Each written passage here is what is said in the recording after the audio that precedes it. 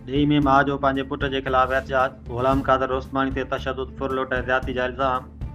ॾही शहर में सोशल मीडिया सेंटर सिंध अॻियां हिकु ॾुखो ईंदड़ वाक़िए ते एहतजाज कयो वियो, जिते मसमात साथी ऐं अकबर उस्मानी पंहिंजे हक़नि जे लाइ दावो कयूं।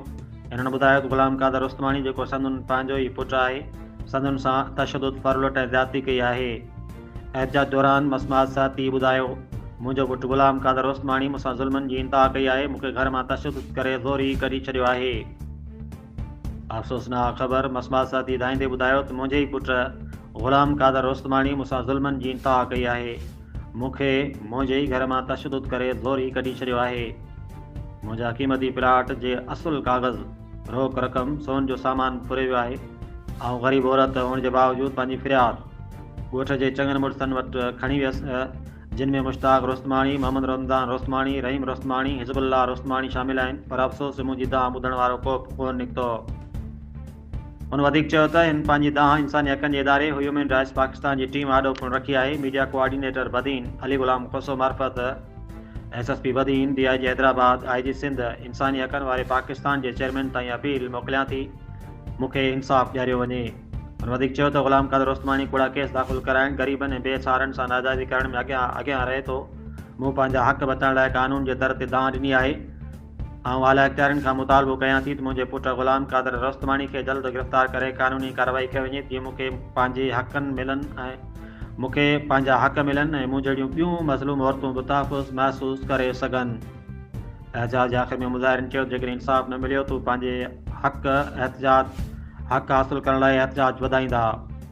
एहतजाज जे आख़िर में मुज़ाहिरनि चयो त जेकॾहिं इंसाफ़ न मिलियो त पंहिंजो एहतजाज वधाईंदा ऐं इंसानी हक़नि जे इदारनि जी मार्फत वधीक आला सतह ते बि आवाज़ उथारींदासीं। रिपोर्ट करे आहे Ali Ghulam Khoso, media coordinator, team human rights Badin. कढे छॾियो अथसि SSP साहब खे अपील आहे ऐं मुंहिंजो हक़ जो फ़ैसिलो करे, हक़ करे ऐं मूंसां नाहक थियो आहे ऐं मूंखे मारे कुटे कढियो अथसि। मुंहिंजा कार्ड कागज़ सभु रखियो वेठो आहे पाण ऐं मुंहिंजी नुंहं जा ज़ेवर रखियो वेठो आहे, मूंखे नथो ॾिए ऐं मुंहिंजा प्लाट जा कागज़ आहिनि ऐं मुंहिंजे लाइ इंसाफ़ थिए। मुंहिंजे लाइ बेइंसाफ़ी कई अथसि, मूंखे मारे बेअदबी करे मूंखे माउ खे कढे छॾियो अथसि। SSP साहब खे अपील आहे ऐं मुंहिंजो हक़ जो फ़ैसिलो करे, हक़ करे ऐं मूंसां नाहक थियो आहे ऐं मूंखे मारे कुटे कढियो अथसि। मुंहिंजा कार्ड कागज़ सभु ही मुंहिंजी पोड़ी माउ आहे जेका ग़ुलाम क़ादर उस्मानी वटि रहंदी हुई, जेको हिन जो पुटु आहे। उन हिन खे मारे तशद्दुद करे घरां कढी छॾियो आहे ऐं हिन जो सामान उते आहे। बनी जा जेके पैसा आहिनि सॼी दुनिया खे ख़बर आहे त असां हींअर बनी विकी आहे।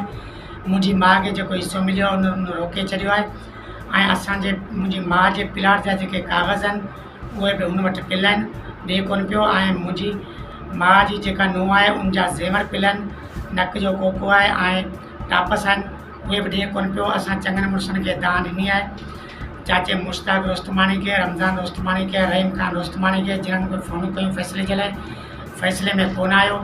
लतीफ़ चौधरी वटि वेठो आहे, जेके असां फ़ैसिले जो चयो उन वटि उहो कबूलदार थियो आहे त मरी जो सामान, सोन जा ज़ेवर ऐं पैसा मूं वटि आहिनि ऐं ॾींदसि।